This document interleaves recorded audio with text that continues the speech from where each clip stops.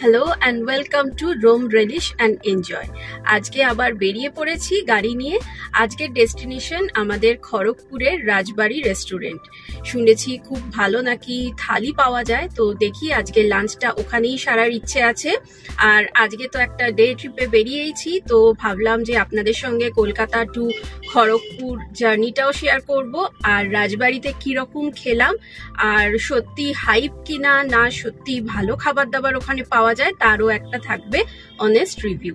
তো চলুন journey start করা যাক। আমরা কসবা থেকে জার্নি স্টার্ট করলাম, তখন ঘড়িতে বাজে মোটামুটি 10টা মতো। মোহনবাগানের আইএসএল শিল্ড জয়টাকে সেলিব্রেট করব বাঙালিয়ানায়, কি বলুন? আর যারা মোহনবাগান সাপোর্টার, একটা লাইক না করে কিন্তু একদম যাবেন না।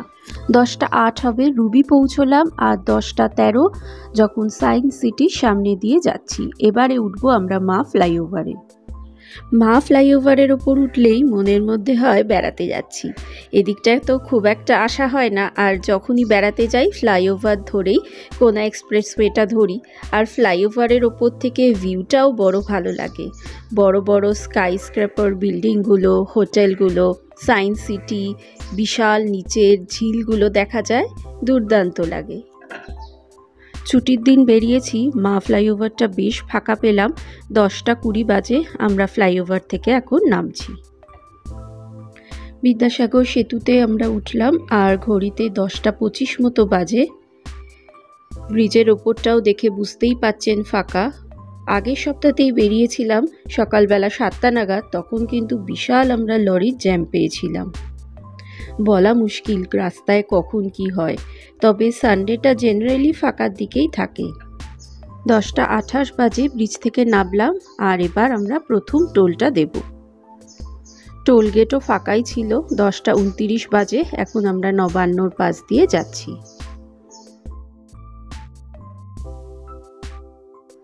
জায়গাটার নাম বেলেপোল, আর এইসব জায়গাগুলো কোনাতে তো ভীষণ কনজেস্টেড থাকে। ট্রাফিক সিগনালে এখন দাঁড়িয়েছি। 10টা 31 মতো বাজে। ট্রাকের ভিড় রাস্তায় ভীষণই কম। পাশে একটা সরু রাস্তা করা রয়েছে ছোট গাড়ি আর বাইকের জন্য, কিন্তু দেখলাম একটা গাড়ি ঢুকলো আর উল্টো দিক থেকে ভ্যান আসাতে গাড়িটা আটকে পড়লো। সন্ধেবেলা যখন ট্রাকের জ্যাম থাকে তখন ঠিক আছে, কিন্তু রাস্তা যেহেতু ফাঁকা তাই বড় রাস্তা দিয়ে যাওয়াটাই বেটার মনে হলো। 10টা 35 বাজে, আর আমরা সাঁতরাগাছি ব্রিজে উঠলাম। ট্রাফিক তো ভালো মতো মুভিং, দেখেই বুঝতে পাচ্ছেন, আর গাড়ির ভিড়ভাড়টাও কিন্তু যথেষ্ট কম। নিচ দিয়ে কি একটা ট্রেন যাচ্ছে।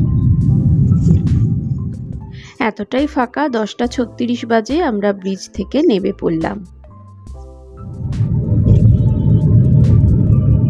10টা 36-এই সাঁতরাগাছি স্টেশনের পাশ দিয়ে বেরোচ্ছি। রং হয়েছে এতদিনে, তো ভূতের বাড়ির মতো ছিল।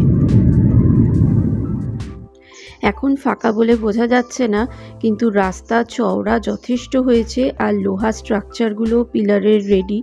রাস্তা যত তাড়াতাড়ি হবে, যারা এরকম গাড়ি নিয়ে হুটহাট বেরিয়ে পড়তে আমাদের মতো ভালোবাসেন তাদের জন্য তো বিশাল গুড নিউজ।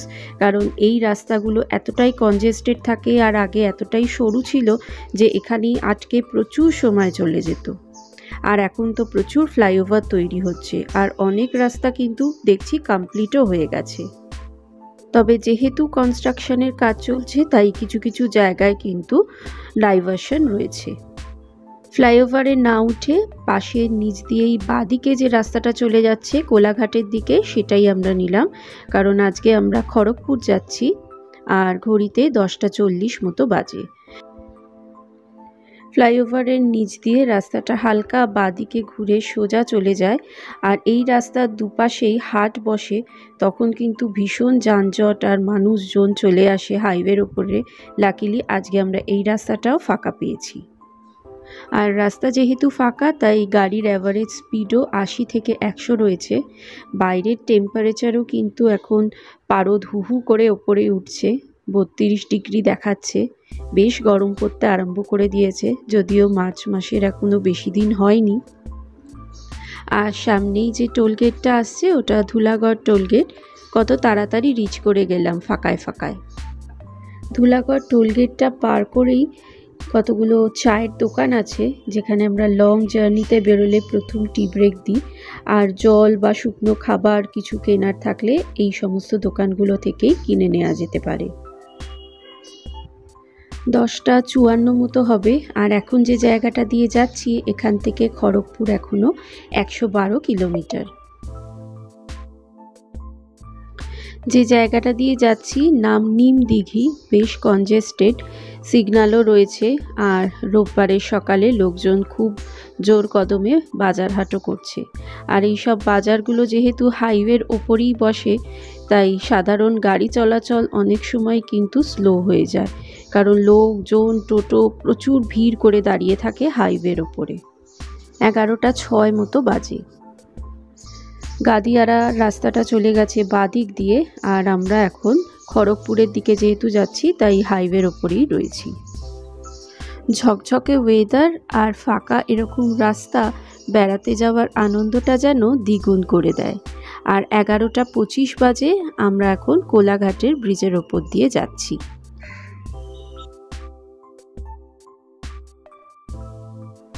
ডান দিক দিয়ে চলে যাচ্ছে শেরে পাঞ্জাব, এক্সপ্রেস ধাবা, বড় বড় রেস্টুরেন্টগুলো।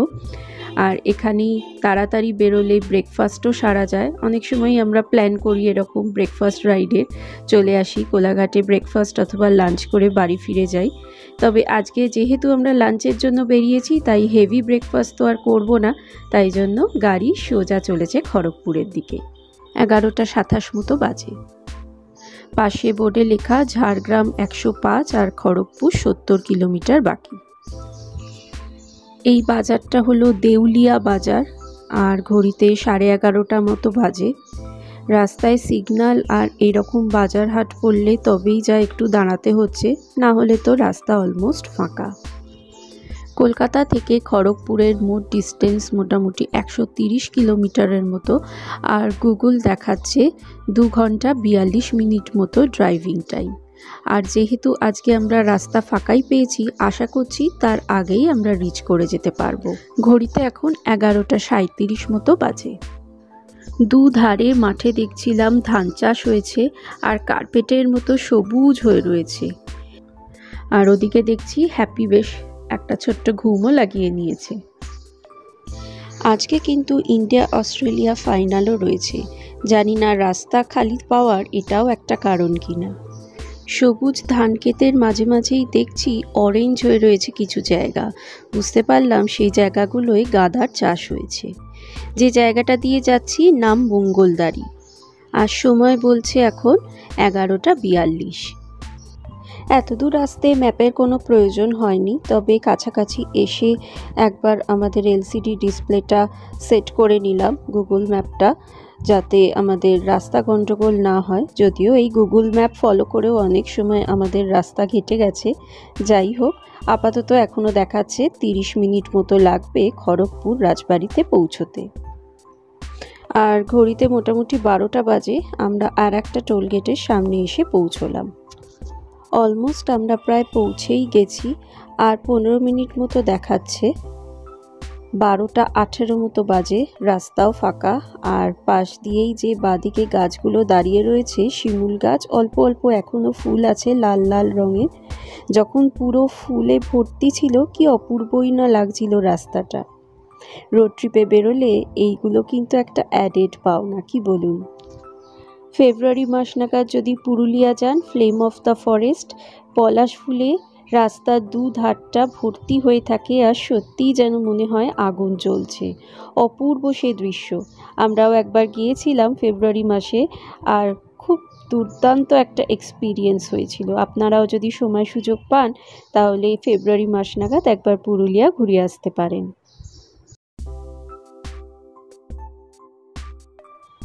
NH-16 ধরেই আপাতত আমরা এগোচ্ছি, আর রাস্তাটা বাইফার্কেটেড হয়ে গেছে, বাঁ দিকে চলে যাচ্ছে খড়গপুরের দিকে।